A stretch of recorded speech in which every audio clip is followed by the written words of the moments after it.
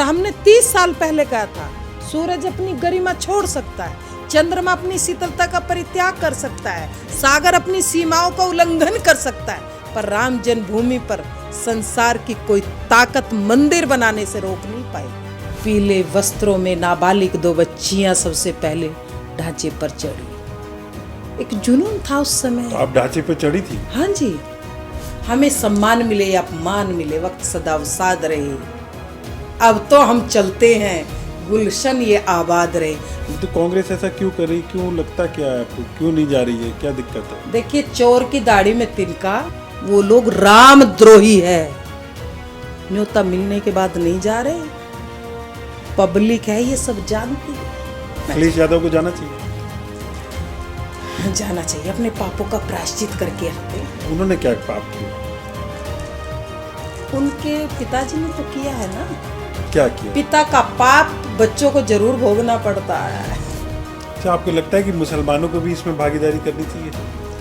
देखिए, जो राम को अपने पूर्वज मानते वो जाना चाहिए। हम सबके पूर्वज, डीएनए कराइए इनका, इन सब का डीएनए तो एक है। लेकिन हिंदुओं में भी कुछ ऐसे हैं जो विरोध करते हैं। वो स्वामी प्रसाद मौर्य भी कैसी बात करते हैं, और वो हिंदू है ही नहीं, हिंदू है ही नहीं, वो तो दोगला आदमी है भाई। बेटी को तुम सांसद बना के बिठा रखा है, कहिए अपनी बेटी को कि छोड़िए इस पार्टी को, ये हिंदू धर्म की बात करती है। तो ये जो इंडिया गठबंधन इन्होंने बनाया, इनका क्या होगा? भाई साहब, ये तो ठगबंधन हर बार बनते हैं। धारा 370 70 साल तक कांग्रेस का भी नाम नहीं लेती। हटाने की तो बात छोड़िए भाई साहब। एक सपना तो आपका पूरा हो गया जी। दूसरा मेरा काशी जी का सपना है, वो मथुरा जी का सपना है। अच्छा, आपके बारे में ये भी कहा जाता है आप एंटी मुस्लिम स्टेटमेंट देती हैं। शब्द चाहे जितना कड़वा हो, धस जाए तीर सा सीने में, सुनने वाला तिलमिला उठे, लत पत हो जाए पसीने में। पूछे हमलावर बाबर को, भगवान राम को देगा नहीं। उन मक्कारों के लिए यहाँ तिल भर भी कोई स्थान नहीं। छोड़ जाए वो भारत को, जिनका ये हिंदुस्तान। वैसे कोर्ट के माध्यम से प्रयास करेंगे कि जैसे 1992 में किया था वैसा वाला प्रयास करेंगे? नहीं नहीं, अब वो करने की जरूरत नहीं। 92 वाला कोई घटना कर्म नहीं होगा। नमस्कार, शो टाइम में आपका बहुत बहुत स्वागत है। मैं हूं श्रेय शुक्ला। 22 जनवरी को प्राण प्रतिष्ठा होने जा रही है राम मंदिर की, और साधु संतों का जमावड़ा लगा हुआ है। तमाम वो लोग जो लंबे समय इस आंदोलन से जुड़े रहे, वो लोग अब धीरे धीरे अयोध्या की तरफ पहुंच रहे हैं। मेरे साथ फायर ब्रांड नेता साध्वी प्राची जी हैं। प्राची जी, आपका बहुत बहुत स्वागत है। 22 तारीख को प्राण प्रतिष्ठा है, कैसा लग रहा है? 22 जनवरी का जो दिन होगा वो मेरे जीवन के लिए अद्भुत क्षण होंगे, जब मेरे प्रभु राम की प्राण प्रतिष्ठा अयोध्या के अंदर श्री राम जन्मभूमि पर होगी। जी, तो आप बड़े लंबे समय तक आंदोलन से जुड़ी रही। आप वो दौर देखा जब कार सेवकों को भी गोली चली थी। क्या माहौल था, क्या मंजर था उसमें, और उस समय क्या लगता था कि ये सपना है, ये पूरा होगा कभी? शुक्ला जी, जब 89 का दौर था और जिस समय मुलायम सिंह यादव ने कहा था कि अयोध्या के अंदर कोई परिंदा भी पैर नहीं रख सकता, उस समय एक जुनून हुआ था कि परिंदे की बात कर रहे हो, राम हमारे हैं, और राम की जन्मभूमि पर हम मंदिर के निर्माण की बात कर रहे हैं। हम कोई गुनाहगार इतने बड़े नहीं हैं, हम कोई अपराधी नहीं, आतंकी नहीं है, हम राम के भक्त हैं। और हमारा उत्तरदायित्व बनता है कि हम अपने प्रभु राम की जन्मभूमि पर मंदिर के निर्माण की आवाज़ उठाई। तो हमें गुनाहगार आखिर क्यों साबित किया जा रहा है? उस समय इस बात को लेकर के लोगों में एक जुनून पैदा हुआ और आक्रोश पैदा हुआ। वो जो आक्रोश पैदा हुआ, लोगों ने अपने घरों को छोड़ दिया। कुछ कार सेवक तो ऐसे थे जो हमारे साथ में, उस समय मेरी भी कोई खास उम्र नहीं थी, 10-12 साल की उम्र थी। युवाओं ने अपने घर छोड़ दिए। जी, कहाँ जा रहे हो? अयोध्या जा रहे। किस लिए जा रहे हो? राम मंदिर के लिए जा रहे। तो एक आक्रोश पैदा हुआ।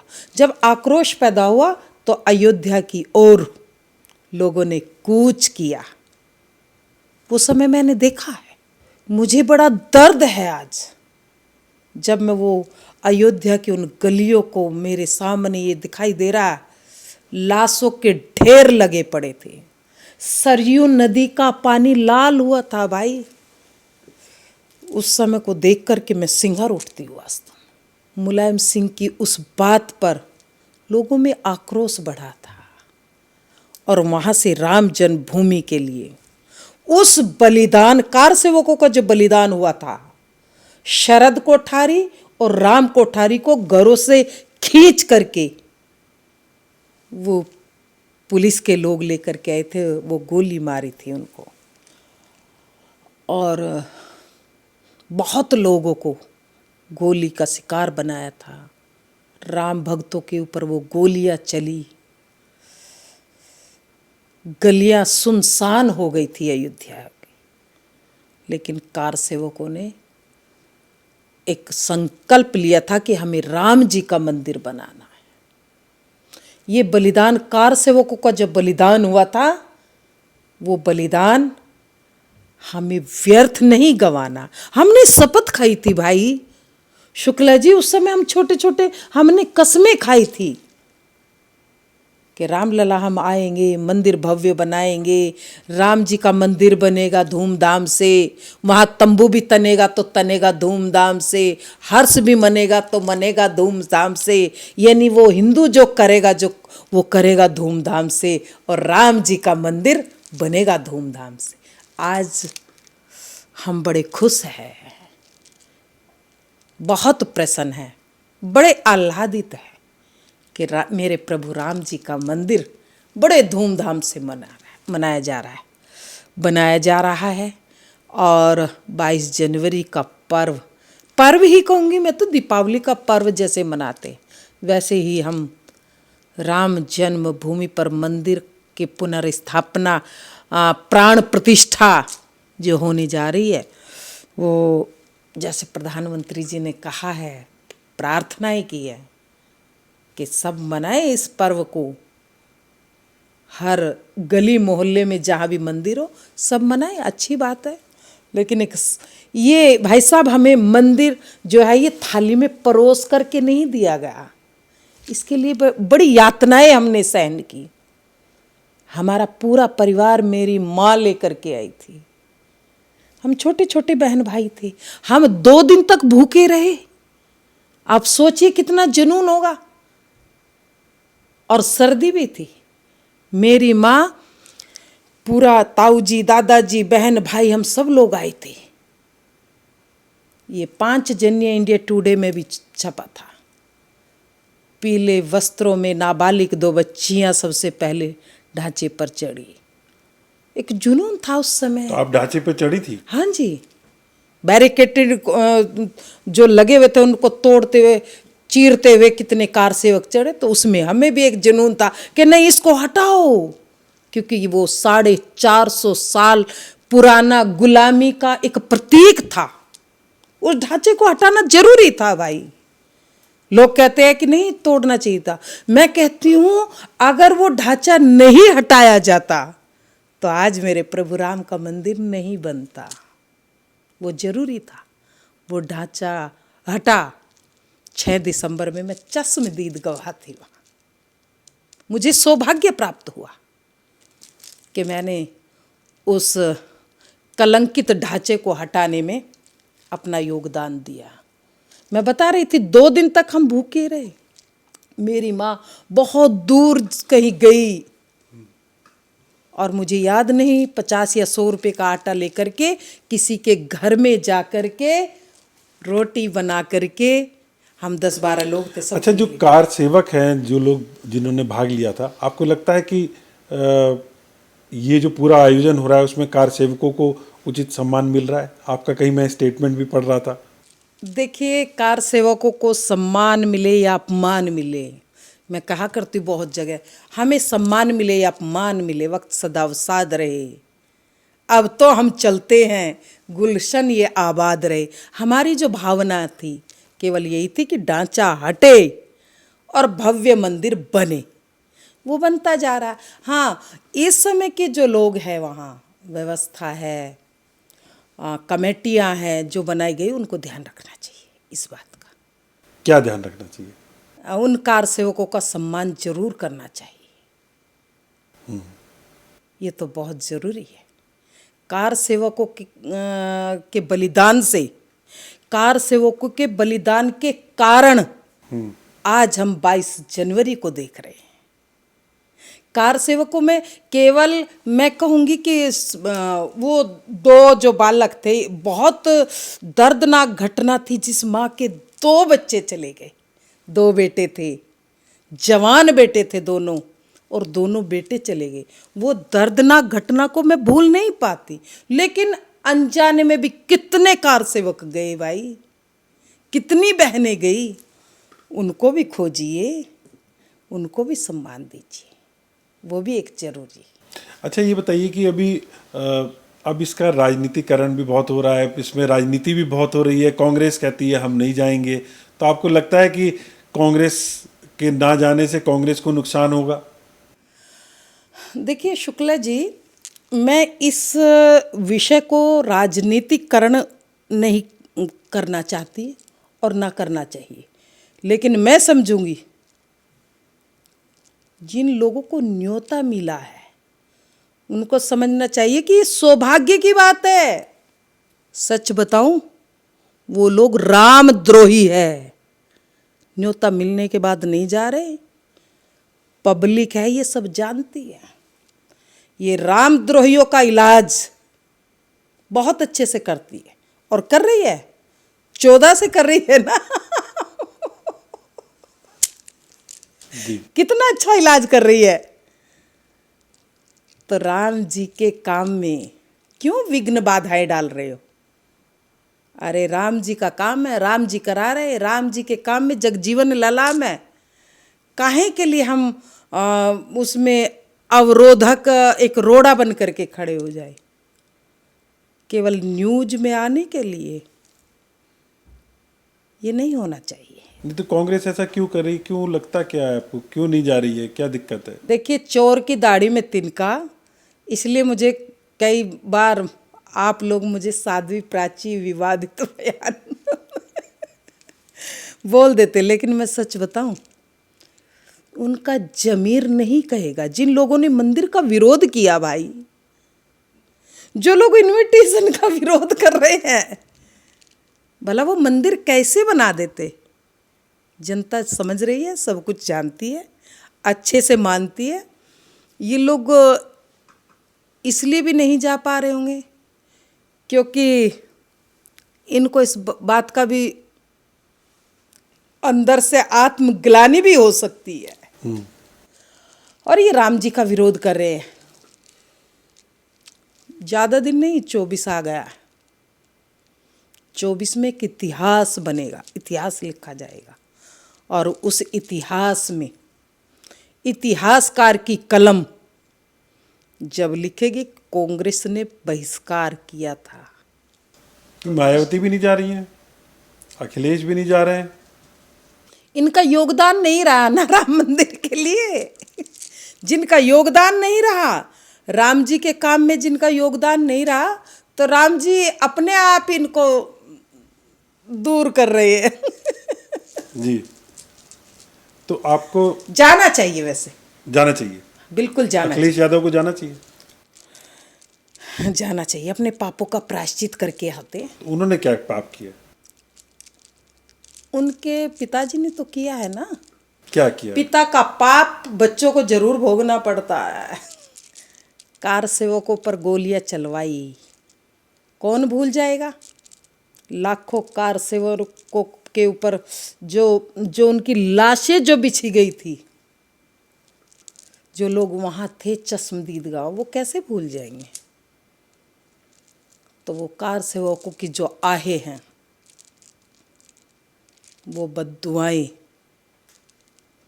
वो मैं समझती हूँ कि उनको अपने रास्ते पर लेके जा रही हैं। तो अखिलेश यादव को आपको का कहना है कि आप प्रायश्चित करें और जाएं वहाँ पे? उस दिन घर में बैठ के जो नहीं जा रहे, घर में बैठ करके प्रायश्चित कर ले कि हमसे पाप हुआ है, इसमें क्या बुरी बात है। अच्छा, प्रायश्चित करें, बहुत गलत हुआ है, वो तो माफी मांगे उनकी पत्नी परमात्मा के डिम्पल आगे। यादव है, वो मांग रही हैं दिया और बाती मांग रही हैं मोदी जी को और बीजेपी को, कह रही हैं कि सबको दिया दीजिए और बाती दीजिए, तेल दीजिए ताकि लोग जला लें दिए अपने घरों में। राम जी के लिए राम जी ने सब कुछ सबको दे रखा है, किसको कमी कर रखी है? तो क्या दिया बाती नहीं है? डिम्पल यादव जी के घर में अगर दिया बाती नहीं है तो मैं दे के आ जाऊंगी। एक नेता बीजेपी के हैं, उन्होंने भिजवाई भी है उनको। अच्छा, भिजवाई है? हाँ। तो और भी अच्छी बात। तो उन्होंने भिजवाई भी है। ये तो बड़ी अच्छी बात है। तो ठीक है, जलाइए, लेकिन उस दिन खुशियाँ मनाइए। बहुत अच्छी अच्छी राम धुन चल रही है आजकल, जहाँ जा रहे हैं राम जी के नाम की बड़ी अच्छी धुन चल रही है। गुनगुनाइए, खुशियाँ मनाइए, जश्न मनाइए, मेरा तो यही निवेदन है। अच्छा, शंकराचार्य भी विरोध कर रहे हैं, कह रहे हैं कि पूर्ण मंदिर नहीं बना है इसलिए हम नहीं जाएंगे। उसमें भी बहुत पॉलिटिक्स हो रही है, बहुत स्टेटमेंट आ रहे हैं, और कांग्रेस कह रही है कि देखिए शंकराचार्य भी बोल रहे हैं कि वहाँ नहीं जाना है। देखिए, कांग्रेस को तो बहाना चाहिए। रही बात शंकराचार्यों की, उनको निमंत्रण तो दिया है। अब वो उनकी क्या मानसिकता है, क्या उनका व्यक्तिगत उनका विचार है, उसमें मैं नहीं पढ़ूंगी। शंकराचार्यों के विषय में मैं कुछ नहीं कहूँगी।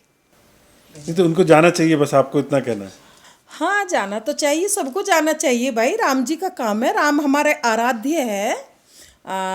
और जब हमारे आराध्य है, हम उनके पूजन करने में हमें गुरेज क्या है? लेकिन कोई बात नहीं, शंकराचार्यों की अपनी मना स्थिति में उसमें कुछ नहीं कह सकते।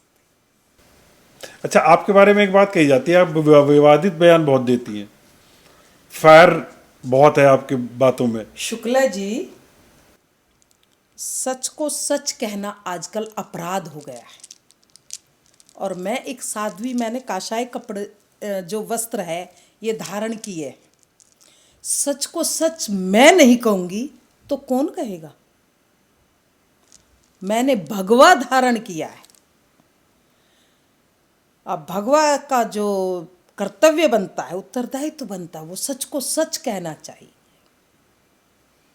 इसीलिए मैं सच को सच कहती हूँ। मैंने बहुत झंझावत झेले। सच कहने के परिणाम बहुत गलत होते, मैं जानती हूँ, उसके परिणाम मुझे झेलने पड़ते हैं।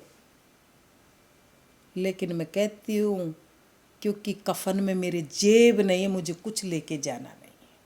मेरा जीवन समाज के लिए है भाई। समाज की मैं रोटी खाती हूँ तो मेरा उत्तरदायित्व बनता है कि मेरे ऊपर समाज का ऋण है। उस ऋण से मैं कैसे उऋण हूँ? मैं किसी के साथ अन्याय सहन नहीं कर सकती। बहुत लोग होते हैं, मेरे साथ के लोग होते हैं, वो सब कहते हैं कि अन्याय को सहन करना सीखो। मैंने कहा नहीं, मुझे परमात्मा के दरबार में जवाब देना है भाई। मुझे यहाँ से कुछ नहीं लेके जाना, सब कुछ यहीं छोड़ के जाना। तो इसलिए मैं सच को सच कहती हूँ। अच्छा, आपको लगता है कि मुसलमानों को भी इसमें भागीदारी करनी चाहिए? देखिए, जो राम को अपने पूर्वज मानते वो जाना चाहिए, क्या गुनाह है? मैं सुन रही थी अभी, कल या परसों की बात थी। हाँ, मैं पहले इंडोनेशिया गई थी, वो सब राम को पूर्वज मानते अपने। कहते हमने धर्म परिवर्तन किया है दीदी, हमने पूर्वज थोड़ी बदले हैं। उनके पूर्वज राम है, इंडोनेशिया के लोग। और यहाँ के पता नहीं किस मानसिकता के लोग हैं, कुछ है अच्छे, वो भी पूर्वज मान रहे हैं। धीरे धीरे वो बदलते जो जा रहे हैं। आज के हालातों को देख करके कुछ ज्ञान प्राप्त कर रहे हैं, ऐसा नहीं है। तो इसलिए अच्छा है, पूर्वज माने, हम सबके पूर्वज। डीएनए कराइए इनका, इन सब का डीएनए तो एक है। किसी के 7वीं पीढ़ी में पूर्वजों ने अपना धर्म चेंज किया, किसी ने 5वीं पीढ़ी में किया, किसी ने 4थी पीढ़ी में, तो ऐसे सबके निकलते जा रहे हैं। पूर्वज तो सबके एक थे, डीएनए सबका एक है। इसीलिए तो जब डीएनए एक है, पूर्वज सबके एक है, तो फिर हिंदू राष्ट्र में कोताही क्यों? लेकिन हिंदुओं में भी कुछ ऐसे हैं जो विरोध करते हैं। वो स्वामी प्रसाद मौर्य भी कैसी बात करते हैं, और वो हिंदू दक्षिण है के ही तमाम। नहीं, हिंदू है ही नहीं, वो तो दोगला आदमी है भाई। जब तक बीजेपी में रहा तो मलाई खूब चाटी उसने, बीजेपी की खूब रबड़ी खाई, और जैसे ही बीजेपी ने टिकट नहीं दिया तो फिर मोदी जी की बुराई, योगी जी की बुराई, जब इनके कुछ पल्ले नहीं पड़ पाया तो फिर हिंदुओं के धर्म ग्रंथों में आलोचना करने लगे, देवी देवताओं की आलोचना करने पड़े। तो ये तो दोगले लोग, ऐसे तो राजपूत होते हैं। अब कुछ लोग इसी शब्द से नाराज हो जाएंगे, राजपूत वो वाले राजपूत नहीं जिन्होंने बड़े साहस के साथ भाला थामा था महाराणा प्रताप, वो नहीं, राजपूत जिसका राज उसी के पूत।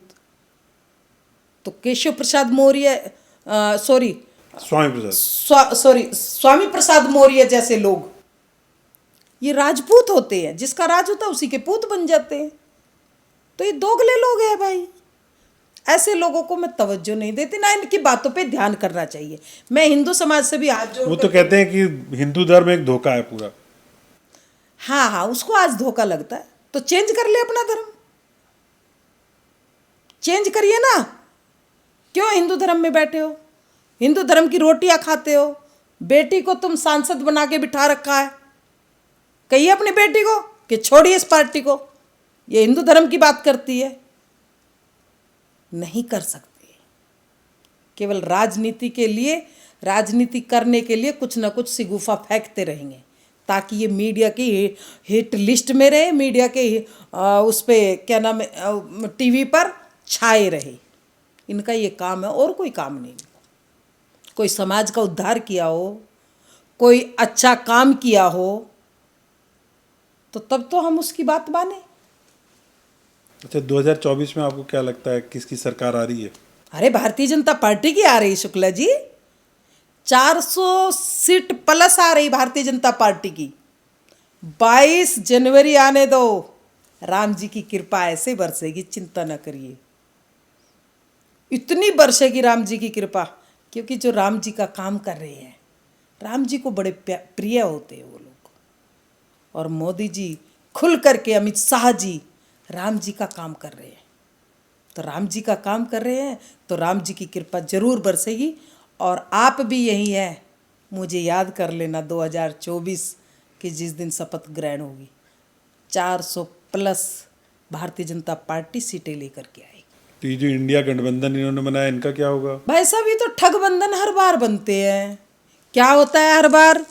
पिछली बार भी बना था, क्या हुआ? ये कोई गठबंधन नहीं चलेगा, जनता सब जान चुकी है, इनके पास कुछ नहीं है। देश में केवल हिंदुस्तान का नाम रोशन करने वाले केवल मोदी जी है। पूरे विश्व में मोदी मोदी मोदी हो रहा है। कोई नहीं, इनको भी करने दो, अपने गठबंधन करने दो, इनको भी अपना चलने दो। सब तरह के लोग होते हैं, इनको भी चलने दो, कोई फर्क नहीं पड़ता। अच्छा, आपको लगता है 22 जनवरी की प्राण प्रतिष्ठा के बाद जो एक तरह से जो चुनावी माहौल है उसमें बहुत ज़्यादा फर्क पड़ेगा? देखिए, चुनावी माहौल में तो फर्क पड़ चुका है। बच्चे बच्चे की जबान पे भाई साहब, आज गांव गांव गली गली में, अभी मैं परसों एक फंक्शन में थी, 5 दिन पहले, परसों नहीं सॉरी 5 दिन पहले, हरिद्वार में। और उन्होंने हरिद्वार में घर पे नहीं मनाया, रेस्टोरेंट में अपनी बच्ची का जन्मदिन मनाया। मैं कहीं जाती नहीं, लेकिन क्योंकि वो मेरे गनर थे तो मैं गई और मैंने वहाँ का वातावरण देखा। इतना सुंदर वातावरण कि उन्होंने सॉन्ग चलवाया हो, मेरी झोंपड़ी के भाग जाग जाएंगे, राम मेरे आएंगे, राम मेरे आएंगे। मैं बहुत देर तक देखती रही, पूरे वातावरण का मूल्यांकन करती रही। मैं 1 घंटा रुकी उस कार्यक्रम में। उसके बाद में दूसरा भजन, वो भी राम जी का, जब बंद हुआ मैं चलने लगी। तो जो लोग थिरक रहे थे और तालियां बजा रहे थे, मैंने पूछा कौन सी पार्टी से हो जी? तो मुस्कुरा कर कहा जी हम किसी पार्टी के, हम अब मोदी के ही है। तो वातावरण चेंज होता जा रहा, अपने आप स्वतः ही राम जी की कृपा बरस रही है। और ऐसा नहीं, मोदी जी ने वो काम करके दिखाए। धारा 370 70 साल तक कांग्रेस का भी नाम नहीं लेती, हटाने की तो बात छोड़िए भाई साहब, और कहीं चिड़िया का बच्चा नहीं मरा। ऐसे ही राम मंदिर की घोषणा हो गई। वो तो जो विपक्षी हैं वो तो कहते हैं कि ये तो सुप्रीम कोर्ट की वजह से बना है। तो विपक्ष तब कहाँ गया था 70 साल तक, क्यों कोर्ट से नहीं कराया था? मैं पूछती हूं, आपके चैनल के माध्यम से पूछती हूं, विपक्ष से, उन लोगों से पूछती हूं जो लोग कहते हैं 70 साल तक क्यों कार सेवकों को यातनाएं देते रहे तुम? क्यों कोर्ट से तुमने नहीं कराया? क्यों तुमने कोर्ट से मांग नहीं की? क्यों अपील नहीं की कि राम मंदिर बनना चाहिए? क्यों राम भक्तों पर गोलियां चलाई? जवाब देना जनता के बीच में बैठ करके। 70 साल तक आखिर तुम क्यों जनता को मूर्ख बनाते रहे? इसीलिए जब मोदी जी कर रहे हैं सब काम, तो श्रेय तो मोदी जी को ही मिलेगा। इतिहास तो मोदी जी का लिखा जाएगा भाई। दर्द इनके पेट में यही है कि इतिहास मोदी जी का बन रहा है, इतिहास मोदी जी बना रहे हैं। ये तो गड़बड़ हो रही है, इसीलिए दर्द है इनके पेट में। तो आप भी इस बार कहीं चुनाव लड़ेंगी? देखिए, मेरा अभी कोई विषय नहीं है ऐसा, लेकिन हाँ, समय जब आएगा तब देखते हैं। अभी कोई ऐसा मेरा विषय नहीं है। नहीं, अभी मन है कि राजनीति में जाएं, लोगों की सेवा करें राजनीति में जाके? शुक्ला जी, जब हम इस लाइन में आए थे तब तो ये था कि मंदिर बनना चाहिए, मेरे प्रभु राम का मंदिर बने, जल्दी से जल्दी बने। जब राम मंदिर बना है तो कृष्ण जन्मभूमि भी आएगी, और कृष्ण जन्मभूमि आएगी तो काशी जी भी जरूर हमारे पास आएंगे, हमें विश्वास है। हमारी लड़ाई देश के अंदर जो मठ मंदिर जिन पर जबरदस्ती इन लोगों ने कब्जा किया था, वो हमारे स्वतंत्र हो। तो मतलब राम प्राण प्रतिष्ठा जब हो जाएगी उसके बाद अब मथुरा और काशी जी, बिल्कुल, उसके लिए हम प्रयास करेंगे। जैसे राम जी का मंदिर मिला, वैसे कोर्ट के माध्यम से प्रयास करेंगे कि जैसे 1992 में किया था वैसा वाला प्रयास करेंगे? नहीं, अब वो करने की जरूरत नहीं। 92 वाला कोई घटना कर्म नहीं होगा। अब तो सीधे सीधे कोर्ट की लड़ाई लड़ेंगे, और कोर्ट की लड़ाई लड़ेंगे तो निश्चित रूप से हमें उसमें, क्योंकि हमारे पास सारे लॉजिक हमारे पास है, श्री कृष्ण जन्मभूमि के भी, काशी विश्वनाथ जी के भी, सब कुछ हमारे। और हमने 30 साल पहले कहा था, सूरज अपनी गरिमा छोड़ सकता है, चंद्रमा अपनी शीतलता का परित्याग कर सकता है, सागर अपनी सीमाओं का उल्लंघन कर सकता है, पर राम जन्मभूमि पर संसार की कोई ताकत मंदिर बनाने से रोक नहीं पाएगी। आज भी कह रही हूं आपके चैनल पे यही बात कि विश्व की कोई ताकत ना श्री कृष्ण जन्मभूमि पर रोक पाएगा, ना ही काशी जी को रोक पाएगा। वो हमारे थे, हमारे हैं और हमारे ही रहेंगे। आगे की आपकी जीवन यात्रा में क्या सपना है आपका? अभी तो यही सपना है। एक सपना तो आपका पूरा हो गया जी, दूसरा मेरा काशी जी का सपना है, वो मथुरा जी का सपना है। ये मेरा पूरा हो जाए इस जीवन में तो मैं बड़ी सौभाग्यशाली रहूँगी। मेरा जीवन सफल हो जाएगा, काशी जी और मथुरा जी हमें मिल जाए। उस दिशा में आपको लग रहा है सही काम हो रहा है? हाँ, हो रहा है पक्का। मैं पूरी तरह से आश्वस्त हूँ। और काशी जी भी हमें मिलेगी, मथुरा जी भी मिलेगी, क्योंकि मथुरा की भी लड़ाई हमारी बराबर चल रही है और काशी जी की भी, हमें पूर्ण विश्वास है। अच्छा, आपके बारे में ये भी कहा जाता है आप एंटी मुस्लिम स्टेटमेंट देती हैं। शुक्ला जी, ये लोगों ने भ्रम फैलाया। मैं किसी के विरोध नहीं करती। शब्द चाहे जितना कड़वा हो, धस जाए तीर सा सीने में, सुनने वाला तिलमिला उठे, लत-पत हो जाए पसीने में, किंतु दुर्घटना के भय से कब तक चुपचाप रहेंगे हम? नस नस में उगल रहा लावा, कब तक संताप सहेंगे हम? जिन लोगों ने मेरी माँ की दोनों ही भुजा काट डाली, पूछे हमलावर बाबर को भगवान राम को दे गाली। उन मक्कारों के लिए यहाँ तिल भर भी कोई स्थान नहीं, छोड़ जाए वो भारत को जिनका ये हिंदुस्तान नहीं।